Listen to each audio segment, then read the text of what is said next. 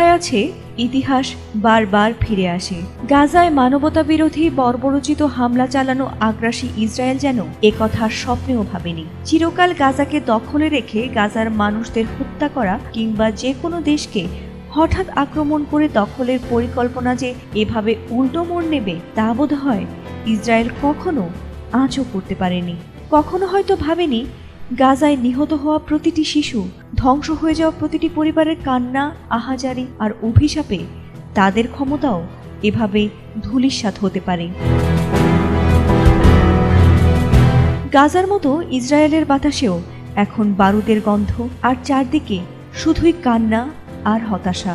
ইতিহাসের ভয়াবহতম এক রাত পার করল ইসরায়েল। ইরানের ছোড়া ক্ষেপণাস্ত্র ও ড্রোন হামলায় দেশ জুড়ে নেমে এসেছে বিপর্যয়।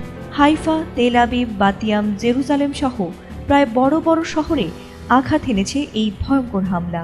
ভোর হতেই ধ্বংসস্তূপের নিচ থেকে একের পর এক লাশ উদ্ধার করা হচ্ছে।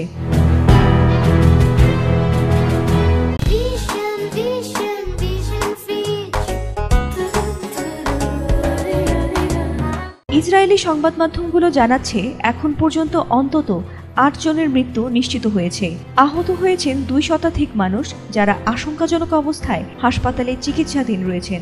সবচেয়ে হৃদয় বিতরক ঘটনা ঘটেছে বাতিয়াম শহরে। সেখানে একটি আবাসিক ভবনে ক্ষেপণাস্ত্র আঘাত হানলে মারা যায় মাত্র ৯ বছর বয়সী একটি কন্যা শিশু। একই সঙ্গে ঘটনায় নিহত হন আরও ৩ জন, যাদের মধ্যে রয়েছেন ৬৯ ও ৮০ বছর বয়সী ২ বৃদ্ধা। জানা গেছে, শুধুমাত্র বাতিয়ামেই অন্তত ৩৫ জন নিখোঁজ রয়েছেন। ধ্বংসস্তূপে এখনও অনেক মানুষ আটকে রয়েছেন বলে ধারণা করা হচ্ছে। রেহবত শহরে আরেকটি হামলায় আহত হয়েছেন অন্তত ৩৭ জন। রাতে দক্ষিণ তেল আবিবে সাইরেনের শব্দ আর বিস্ফোরণের শব্দে আতঙ্কে ঘর ছেড়ে পালাতে বাধ্য হয় মানুষজন। আশ্রয় কেন্দ্রগুলোতে এখন ভিড় লেগেই আছে।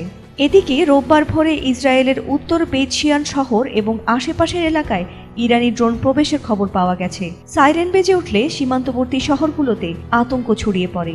এই ভয়াবহ হামলায় ইসরায়েল এক নজিরবিহীন মানবিক বিপর্যয়ের মুখোমুখি হয়েছে।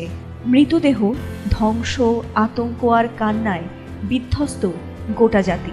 অনেকের মতে এ রীতিমতো স্রষ্টার বিচার।